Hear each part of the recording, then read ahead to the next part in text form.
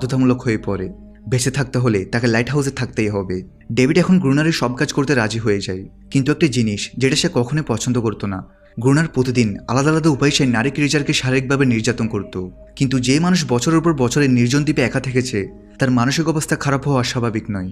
ডেভিডও এমনটাই ভাবে, হয়তো গ্রুনারের মাথার ঠিক নেই, তবুও তাকে তার কথা শুনতে হয়। রাত হলে তার আবার পাহারার জন্য তৈরি হয়, আর আবারও সেই ক্রিচারের সমুদ্র থেকে বেরিয়ে আসে। কিন্তু আজ ডেভিড ভয় পাচ্ছে না, সে গুলি চালায়। কিন্তু আজ গ্রুনার কিছুই করে না। সে ডেভিডকে বাইরে রেখে লাইট হাউসের গেট বন্ধ করে দেয় এবং নিজে ভেতরে চুপচাপ বসে থাকে, যেন ডেভিড নিজে শিখে নেয় এই ক্রিচারদের সাথে কিভাবে লড়তে হয়। না হলে সে লড়াই করতে করতে মরেই যাবে। ডেভিড চিৎকার করে সাহায্য চায়, কিন্তু গ্রুনার কোনো সাহায্য করে না। এভাবে লড়াই করতে করতে রাত কেটে যায় এবং সকাল হয়। সকালে গ্রুনার দেখে ডেভিড রক্তে ভেজা অবস্থায় লাইট হাউসের দরজার সামনে বসে আছে। সে এখন শিখে গেছে কিভাবে ক্রিচারদের সঙ্গে লড়াই করতে হয়। তার ভেতরের ভয়টা চলে গেছে।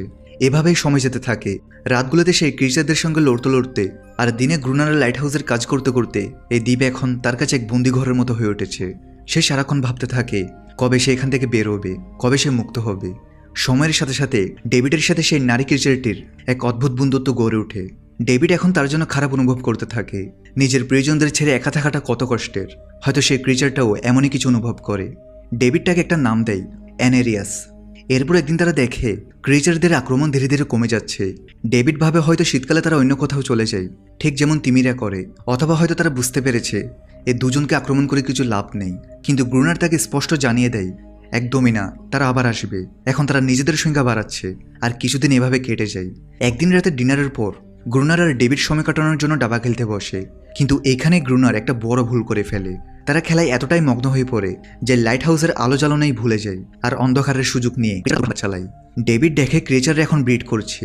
তার সংখ্যা এত বেড়ে গেছে যে দুজন মিলে বেশি সময় ধরে লড়াই করতে পারবে না।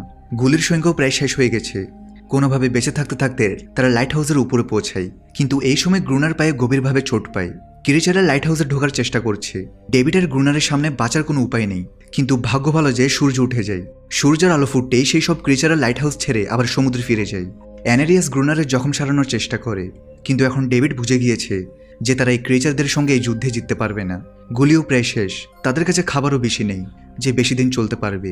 পরদিন ভাগ্যক্রমে ডেভিড যখন লাইট হাউসের বাইরে এদিক সেদিক হাঁটছে, তখন সে সমুদ্রে একটা জাহাজ দেখে। সে দ্রুত ভেতর থেকে ফ্লেয়ার গান নিয়ে আসে এবং জাহাজকে সিগন্যাল পাঠাতে থাকে। কিন্তু গ্রুনার তাকে থামিয়ে দেয়। সে চায় না ডেভিড এই জায়গা ছেড়ে যাক। ঠিক তখনই অ্যানেরিয়াস গ্রুনার উপর হামলা করে। সে ডেভিডকে গ্রুনার হাত থেকে বাঁচাতে চায়। গ্রুনার কাউকেই এই দ্বীপ ছেড়ে যেতে দিতে চায় না। এই দ্বীপ তার নিজেরই পৃথিবী, যেখানে সে রাজার মতো থাকে।